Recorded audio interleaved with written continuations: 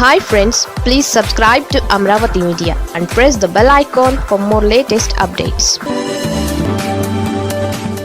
ఇప్పుడు కూడా ప్రశ్నించవేం పవన్. జనసేన అధినేత పవన్ కళ్యాణ్ ఉప ముఖ్యమంత్రిగా మారారు. వైసీపీని అధికారం నుంచి దించి కూటమి ప్రభుత్వాన్ని ఏపీలో తేవడంలో ప్రముఖ పాత్ర పోషించారు.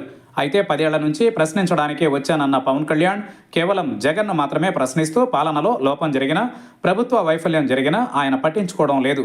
ప్రశ్నించడం పూర్తిగా మానేసినట్లుందని నెట్టింట విమర్శలు వినిపిస్తున్నాయి. కేవలం పవన్ కళ్యాణ్ పొగడ్తలకే పరిమితమయ్యారంటున్నారు. 7 నెలల కాలంలో కనీసం ప్రభుత్వాన్ని ప్రశ్నించిన పాపాన పోలేదన్న విమర్శలు ఆయన ఎదుర్కొంటున్నారు. పవన్ కళ్యాణ్ అంటే సినీ హీరోగా అందరికీ అభిమానం ఉంటుంది. ఆయన రాజకీయ రంగంలోనూ అలాగే వెలుగొందుతారని అభిమానులు నమ్మకం పెట్టుకున్నారు. అలాగే సొంత సామాజిక వర్గమైన కాపులు కూడా ఎన్నికలకు ముందు పవన్పై ఎన్నో ఆశలు పెట్టుకున్నారు. కానీ పవన్ కళ్యాణ్ అధికారంలోకి వచ్చిన తరువాత వాయిస్ మాత్రం పూర్తిగా మ్యూట్ అయిపోయింది. ఏ ఘటన జరిగినా కనీసం ముందుగా స్పందించే పవన్ తన ప్రభుత్వంలో జరిగిన ఘటనలపై మాత్రం పెదవి విప్పకపోవడాన్ని విపక్షాలు సైతం ప్రశ్నిస్తున్నాయి.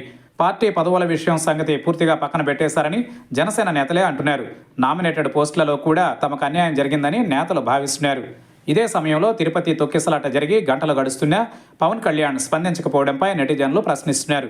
నీ ప్రశ్నలు ఏమయ్యాయి అంటూ నిలదీస్తున్నారు. గేమ్ చేంజర్ ఈవెంట్కు వచ్చి రోడ్డు ప్రమాదంలో అభిమానులు చనిపోతే గత వైసీపీ ప్రభుత్వం రోడ్లు వేయకపోవడమే కారణమని, అందుకే ప్రమాదం జరిగింది అన్న పవన్ కళ్యాణ్ తిరుపతి ఘటనపై ఎందుకు స్పందించడం లేదన్న ప్రశ్నలకు జనసేనాని వద్ద సమాధానం లేదు. ఆయన మౌనంగా ఉండడానికి కారణాలేంటని కూడా విపక్షాలు ప్రశ్నిస్తున్నాయి. ఇటీవల హైదరాబాద్లో పుష్ప సినిమా విడుదల సందర్భంగా సంధ్యా థియేటర్ వద్ద జరిగిన తొక్కిసలాటలో అందరినీ తప్పుపట్టిన పవన్ కళ్యాణ్ ఇప్పుడు ఎందుకు మాట్లాడరని అడుగుతున్నారు. ఇక విశాఖలో జరిగిన బహిరంగ సభలోనూ ప్రధాని మోదీని, ముఖ్యమంత్రి చంద్రబాబును పొగడ్తలతో ముంచెత్తడానికే పవన్ కళ్యాణ్ ఎక్కువ సమయం గడిపారని, అదే సమయంలో విశాఖ స్టీల్ ప్లాంట్ ప్రైవేటీకరణ ఊసు కూడా ఎత్తలేదంటూ కార్మిక సంఘాలు అంటున్నాయి.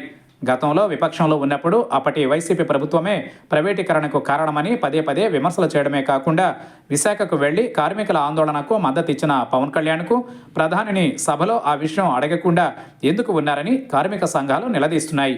అందుకే అధికారం అనేది ఎవరి చేతుల్లో ఉన్నా చేతులు నోళ్లు మూతబడిపోతాయని అనుకోవడానికి పవన్ కళ్యాణ్ ఉదాహరణ అని కామెంట్స్ వినపడుతున్నాయి.